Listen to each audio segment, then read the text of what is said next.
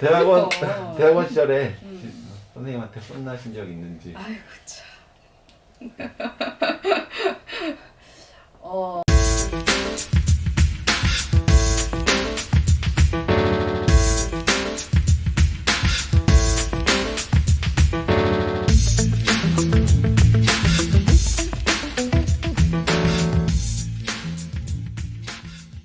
그래야 되겠군요.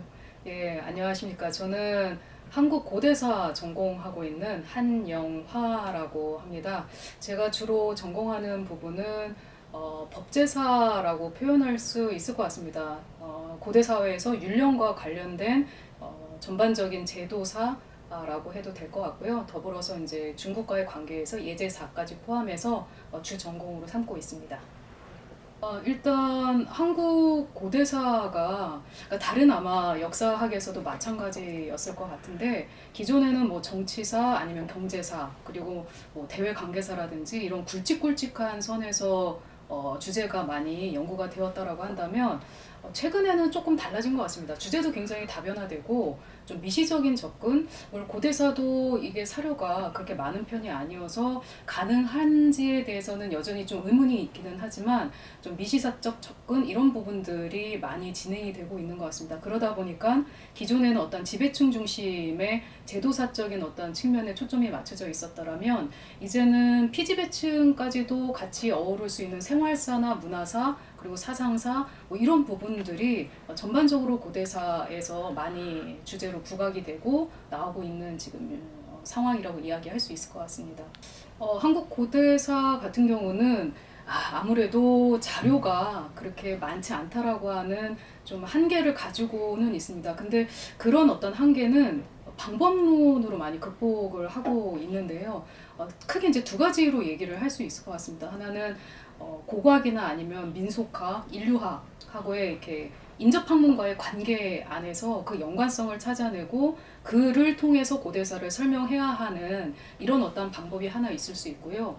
또 하나는 동시기에 중국과 일본과의 비교사적 접근인데요. 실제로 중국이나 일본 같은 경우에는 고대와 관련된 자료들이 꽤 많이 남아 있습니다. 비교적. 그래서 이 동아시아사라고 하는 흐름이라고 하는 안에서 한국 고대사를 읽을 필요도 있지만 그런 어떤 자료들을 활용하면서 한국 고대사를 다시 그려낼 수 있는 그런 어떤 방법이 될 수 있기 때문에 저는 이제 이 두 가지 방법론이 나름대로 한국 고대사의 특징이라고 생각을 하고 있습니다. 근데 사실상 이거는 고대사만의 특징이라고 얘기할 수도 없을 것 같습니다. 정근대 역사를 하는 그런 안에서는 이 방법론 이 두 가지가 굉장히 좀 필요한 부분이어서 또 특성이라고 한정할 수 있을까? 뭐 이런 의문이 들기는 하지만 일단 고대사를 전공할 때에는 이 두 가지를 좀 염두에 둬야 한다라고 이야기할 수 있겠습니다.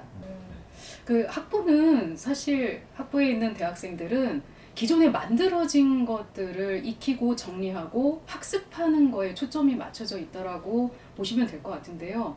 대학원 같은 경우는 바로 그 학부생들이 익히는 그 결과물을 만들어내는 사람들이 이제 대학원 과정이라고 얘기할 수 있을 것 같습니다. 그렇기 때문에 자료에 대한 접근성, 해독 능력이 필요하고요. 그리고 그 결과물을 만들어내는 과정에서 글쓰기 훈련 이런 것들이 필요하게 된 거겠죠.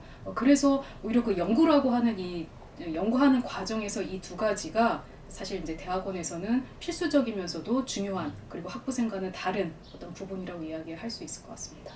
일단은 뭐 방향만 가지고 있어도 충분할 겁니다. 그 방향을 갖고 있다라는 건 대학원 과정에 들어왔을 때 그거를 중심으로 해서 좀 일관성 있게 그리고 좀 빠르게 연구사나 아니면 사료에 접근할 수 있다라고 하는 이점이 있는 거겠죠. 그래서 굉장히 그 좀 중요하다고 생각을 하고 있고요. 다만 확정을 해서 오는 경우도 있긴 한데요.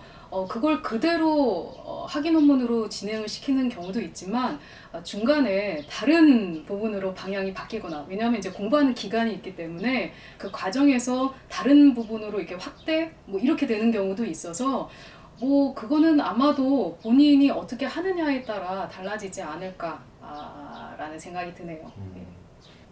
상관없습니다. 그러니까 사전에 만약에 대학원을 가겠다라고 마음을 먹는다면 사전에 저한테 연락을 해도 그 전혀 그 좀 멀게 생각을 하고 있는 것 같은데 본인이 어떠한 부분에 조금 관심이 있다라고 하는 정도로 메일을 보내주는 건 아무런 상관이 없고요. 근데 만약에 그게 너무 부담스럽다라고 한다면 지금 관련된 대학원 선배들이 많이 있기 때문에 그 선배들하고의 뭐 면담이라든지 뭐 이야기를 좀 나눠보면은 훨씬 더 미리 뭔가를 준비를 해야 되는지 이런 것들을 정보를 접할 수 있어서 오히려 저는 선배나 지도교수하고 한 번 정도의 면담을 통해서 입학 전의 시간들을 좀 활용할 수 있는 방법을 생각을 하는 게 오히려 대학원 생활을 더 잘할 수 있는 방법이 되지 않을까라는 생각이 들기도 하죠. 예. 능력이라고 얘기하기도 뭐하지만 저는 성실성과 뭐 아마도 대부분의 선생님들이 얘기하지 않을까 싶은데 적극적인 태도 이 두 가지만 있으면 저는 별로 문제가 되지 않는다고 생각합니다. 간혹 가다가 내가 이 공부를 하는 게 내 능력에 맞는가 이렇게 고민하는 친구들이 굉장히 많더라고요. 근데 저는 대학원을 들어온 이상 자기의 능력에 대해서 의문점을 가질 필요는 없을 것 같고요. 그거를 커버할 수 있는 거는 성실성, 그러니까 엉덩이가 그만큼 무거워야 한다라는 이야기를 굉장히 많이 하는데 성실성이 굉장히 중요하고요.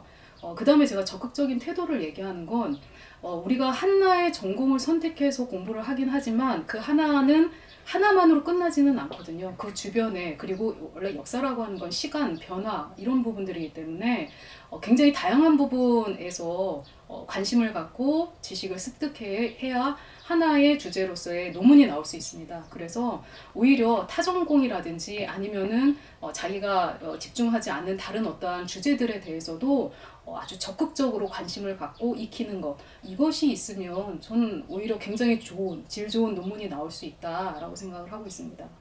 일단 만약에 수준을 얘기를 한다면 논문을 쓸 때 자신이 인용할 사료들을 자신이 해석할 수 있어야 하는 정도라고 얘기를 할 수 있을 것 같아요. 근데 한국 고대사와 관련된 자료들이 대부분 번역본이나 해석본들이 나와 있습니다. 근데 그거를 그대로 쓰는 게 아니라 한문 해석은 굉장히 좀 그 맥락과 뉘앙스라고 하는 게 있거든요. 그러니까 그거를 캐치해내는 게 학자, 연구자의 몫이라고 생각을 하고 있어서 바로 이제 그런 부분들을 해독할 수 있는 능력까지가 저는 일단은 첫 번째로 요구되는 사안이다라고 이야기할 수 있겠습니다. 일단 처음 체계적으로 시작할 때는 저는 사서로부터 시작하는 게 좋을 것 같은데요. 아마 공통적으로 정근대 한문과 관련돼서 말씀하시는 선생님들이 공통적으로 이야기를 하실 것 같아요. 논어맹자, 대학 중용인데 그중에 특히 논어맹자로부터 시작을 하는 게 가장 좋을 것 같고요. 이와 관련된 강의나 과정 같은 경우는 여러 기관에서 사실 진행을 하고 있습니다. 그런데 이번에 이제 성균관대학교 문과대학에서 명륜서원이죠. 명륜서원을 지금 운영하고 있기 때문에 여러분들 이렇게 고민 없이 바로 명륜서원에서 한문을 시작을 하면 굉장히 좀 체계적으로 배울 수 있을 것 같고요. 근데 이제 그거로만 끝나는 게 아니라 무엇을 병행해야 되냐면 자기 해당 전공에 관련된 사서들, 자료들을 읽기 시작을 해야 됩니다. 왜냐하면 경전에서 나오고 있는 한문2와 일반 사료들이 하고 있는 한문2가 좀 다르거든요. 이 두 가지를 같이 병행을 해야 일정 정도의 한문에 좀뭐 체계적이기도 하고 목표를 달성할 수 있는 그런 어떠한 방법이 되지 않을까 싶네요. 원래는 그 입학 전에 저랑 면담을 하게 되면 필요한 책들을 제가 요구하기도 합니다. 한 3권 정도 요구를 하기는 하는데요. 지금 이 인터뷰를 하면서 그거는 조금 별개로 좀 통틀어서 한번 볼 책이 있을까를 좀 고민을 했었거든요. 그랬을 때 무슨 제가 책 장사 같기는 한데요. 하나는 이제 한국 고대사 연구의 세동향이라는 책인데 이 책은 조금 두껍기는 합니다. 그런데 여기에는 한국 고대사와 관련된 연구사의 흐름, 그리고 쟁점, 그리고 여러 주제들에 대해서 아주 간략간략하게 정리가 잘 되어 있습니다. 그리고 뒤에 참고문헌도 붙어 있기 때문에 본인이 어떤 부분에 관심을 가질까에 대한 어떠한 그 처음에 하나의 좀 기초 자료로서 쓰일 수 있을 것 같고요. 두 번째로 추천할 수 있는 책은 김영하 선생님의 한국 고대사의 인식과 논리라고 하는 책입니다. 대체로 성대 한국 고대사의 분위기는 굉장히 좀 큰 틀에서의 구조를 먼저 뼈대를 세우고 그 안에 세부적인 어떤 사람들의 삶을 그려내는 거에 좀 집중을 하고 있습니다. 그랬을 때 그 큰 틀, 논리, 인식이라고 하는 부분을 한국 고대사 연구로 잘 나타낸 글이 바로 이 책이라고 생각을 해서 이 책 이렇게 해서 두 권을 좀 한번 읽어보는 게 좋을 것 같고요. 나머지 더 필요한 책은 이제 저랑 면담을 통해서 정해지게 되겠죠. 한국 고대사 성대대학원에서 전공하는 사람들은 한 20여 명 정도 됩니다. 훨씬 각계로 나가 있는 거로 따지면 더 많을 수도 있을 것 같긴 한데요. 지금 항상 이제 모임을 갖는 정도는 한 20명에 육박을 하고 있고요. 지금 현재 제가 지도 여기에 부임한 지 얼마 안 된 상태인데요. 지금 제 아래로 밑으로 있는 대학원생은 현재 박사과정 1명과 석사과정 2명 이렇게 되어 있습니다. 그러다 사람이 사실상 많다 보니까요. 주제가 굉장히 다양합니다. 발해사, 그러니까 만약에 국가별로 따진다면 발해사, 뭐 고구려사, 백제사, 뭐 신라사, 뭐 다 포괄이 되고 있고요. 그리고 주제로 하게 된다면 주제도 대외관계, 그다음에 저는 이제 법제사 아니면은 경제사, 굉장히 좀 다양하게 있습니다. 이거는 아마도 성대대학원이 어떤 틀을 강요한다기보다는 학생들이 자유로운 어떤 주제를 선택할 수 있는 관심에 따라서 주제를 선택할 수 있는 어떤 기회를 많이 주고 있기 때문에 이런 다양한 주제들이 나타나고 있는 게 아닌가라는 생각을 잠깐 하게 되네요. 예. 학위 쓰는 과정은 조금 그러니까 사람의 이게 개인에 따라서 굉장히 천차만별일 수밖에 없는데 예를 들자면 석사과정 같은 경우에는 현재 제가 계획을 하고 있는 부분은 5기에서 6기 사이라고 생각을 하고 있습니다. 그러니까 이제 3년 안에 원래 이제 과정은 2년까지이고 그 다음에 1년 정도의 시간을 가지고서 학위 논문을 작성하는 거를 목표로 삼고 있습니다. 아마 여기 있었던 선배들도 석사과정은 대체로 3년 안에 논문들을 많이 제출을 했던 거로 봐서 그게 가능할 거라는 생각이 들고요. 다만 이제 박사과정이 조금 어렵습니다. 제가 다닐 때만 하더라도 한 10년 입학한 후 10년이라고 많이 얘기를 했는데요.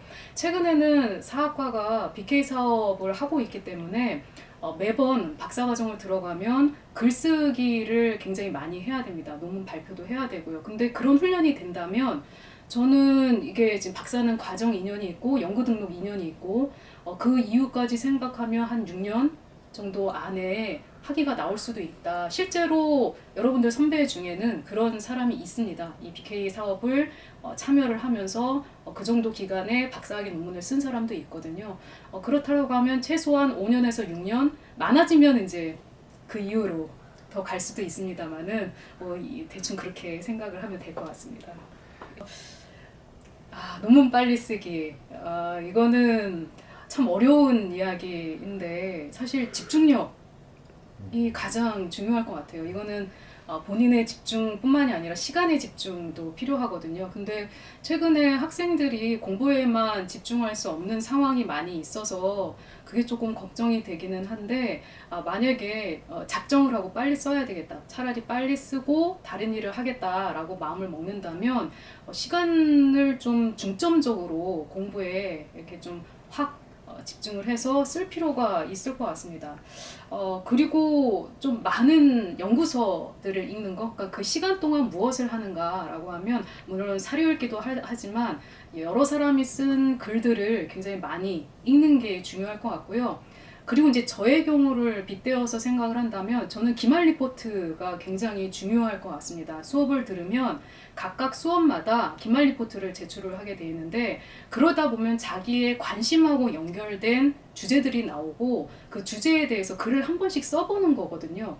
그러면 그 주제가 나중에 석사학위의 주제가 되는 경우도 있고 그리고 도움이 되는 경우도 굉장히 많습니다. 그래서 저는 빨리 쓰는 방법 중에 하나로는 기말 리포트를 활용해라 라고 얘기를 할 수 있을 것 같습니다. 공부를 시작한 계기는 제가 원래 이제 학회 활동을 학부에서 조금 했었는데 아마도 저는 이제 학부에서 학회 활동은 사람들하고 노는 게 좋아서 시작을 했던 것 같은데 알게 모르게 좀 호기심이 있었던 것 같습니다. 근데 제가 결정적인 거는 이제 교생 실습을 나가면서부터였거든요. 교생 실습을 나갈 때 딱 두 가지 부류가 생긴데요. 정말 철저하게 교사가 돼야겠다라고 하는 꿈을 실현한다라고 하는 쪽과 이건 내 길이 아니다 라고 하는 두 가지 부류가 생긴다고 하는데 저는 후자였습니다. 근데 그 이유 중에 하나가 제가 학생들한테 수업을 하는데 교과서에서 외운 대로 수업을 하고 있더라고요.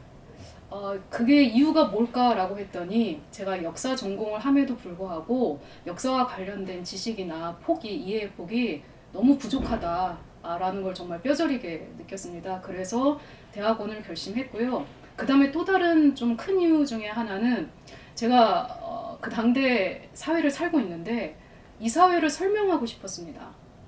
근데 이 사회를 설명하는 방법 중에 하나는 역사 공부를 통해서 이 사회를 설명할 수 있고 그리고 지금의 어떤 상황들을 진단할 수 있고 지금의 문제들을 해결할 수 있다라는 어떤 부분들이 있어서 그 부분을 공부를 통해서 연구를 통해서 하고 싶었습니다. 그래서 이 두 가지 이유가 제가 대학원을 오게 된 계기죠.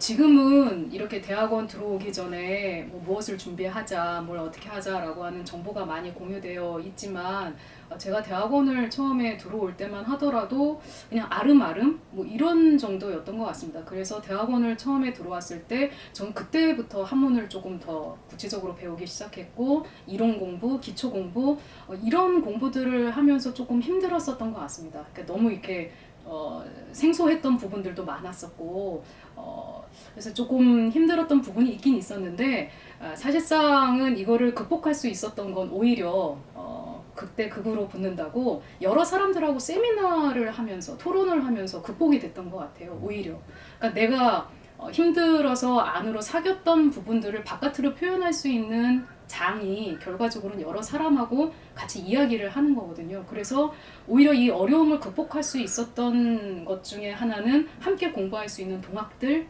그리고 이 동학들과 같이 그게 깨진 그러니까 요즘의 학생들은 뭔가 이야기를 하기가 굉장히 두려워하는데요. 그 이유가 뭐라고 얘기했을 때 남들이 나를 어떻게 볼까 이거에 대해서 고민을 많이 하는 것 같아요. 근데 저는 그때 제가 뭐라고 얘기해서 깨지는 건 너무 당연하다라고 생각을 했습니다. 왜냐하면 제가 대가가 아닌데 공부한 지 얼마나 됐다고 아직 구력이 되지도 않는데 그렇기 때문에 일단 뭔가를 이야기를 하고 서로 조정해 나가는 과정 이게 이제 힘들면서도 제가 어려움을 극복할 수 있는 하나의 방법이었었고요.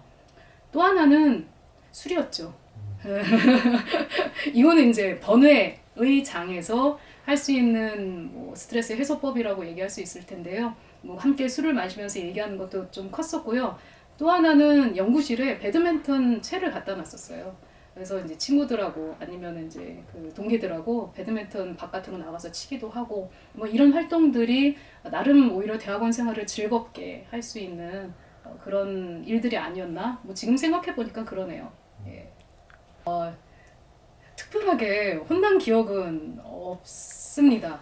근데 저희 선생님이 워낙에 무서우신 분이어서 이게 뭐 그냥 함께 있는 것만으로도 혼나는 분위기여서 그렇기는 합니다만은 저희 선생님은 원래 이렇게 원칙에서 어긋나는 거를 굉장히 좀 싫어하시는 분이어서 그거를 벗어나지 않는 한은 특별하게 혼냈던 적은 없었던 것 같습니다. 근데 저도 가끔가다 저희 지도교수 선생님을 생각하면서 저도 학생들한테 그런 것 같습니다. 뭐 이렇게 혼내거나 이런 거는 결국은 최소한의 해야 할 일이나 원칙에서 벗어나는 그러니까 해야 할 일을 하지 않거나 아니면 원칙에서 벗어나는 일들을 했을 때에는 오히려 좀 따끔하게 혼을 내야 되지 않을까 혼나는 일이 없기를 바라면서 네 그렇습니다. 한국 고대사라고 하는 타이틀을 갖고 있지만 사실상 저는 학생들한테 한국사 혹은 역사에 대한 관심 안에서 한국 고대사를 봐야 한다라고 늘상 이야기를 하고 있습니다. 사실 이 한국 고대사라고 하는 게 굉장히 좀 이렇게 사료도 적고 그래서 굉장히 한정돼 보이기도 하고 한계 있어 보이기는 하지만 전 오히려 여기에서 굉장히 좀 자유로움을 얻을 수 있다라고 생각을 하는데 제가 또 그 부분을 좀 들어온 학생들한테 북돋아 줘야 된다고 북돋아 줘야 된다고도 생각을 하고 있는데 주제를 정함에 있어서도 혹은 관심을 갖는 데 있어서도 여러분들이 할 수 있는 모든 것들을 서포트 해주는 게 저의 역할이라고 생각을 하고 있고요. 무엇이든 가능하다. 고대사에서의 어떠한 주제든 최소한 저하고 동학들과의 얘기를 통해서 그거면 될 것 같습니다. 예. 그리고 한국 고대사 지금 전공자들은 좀 계속 모임을 계속 상시적으로 갖고 있는데 두 개의 모임이 있습니다. 하나는 이제 사료강독 모임인데요. 삼국사기, 삼국유사, 중국정사의 동의전 의류를 계속 이제 번갈아 가면서 읽고 있고요. 그 다음에 또 하나는 이제 연구사 정리 팀이어서 연구서를 읽고 있습니다. 이 연구서 같은 경우는 이제 구성원들이 본인이 관심 있는 부분과 관련된 연구서를 같이 모여서 읽고 있습니다. 그래서 이 두 가지가 주축이 돼서 상시적으로 운영이 되고 있고요. 그 다음에 만약에 여러분들이 대학원을 들어오게 된다면 일단 저랑 면담을 통해서 방학에 들어가면 방학 계획서를 제출을 하셔야 되고요. 그 다음에 그 계획에 따라서 어떻게 진행이 되었는지 방학이 끝나면 그 결과물을 가지고 저하고 또 한 번 면담이 이루어집니다. 그렇게 되면은 1년에 2번 계속 저랑 겨울방학, 여름방학 이렇게 저랑 접하셔야 되겠죠. 그래서 서로 어느 정도 연구가 진행되고 있는지 본인의 관심이나 주제가 확대되고 있는지 그거를 계속 저랑 면담을 통해서 체크할 예정입니다. 네, 알겠습니다. 그게 홍보에 도움이 될지는 잘 모르겠는데. 아니, 그러면은 여기서 오늘 인터뷰는 하고 네. 오늘은 이거 안 시키겠습니다. 그래요? 맞아. 네, 안 돼. 고생하셨습니다. 네, 네, 감사합니다. 고생했습니다. 네.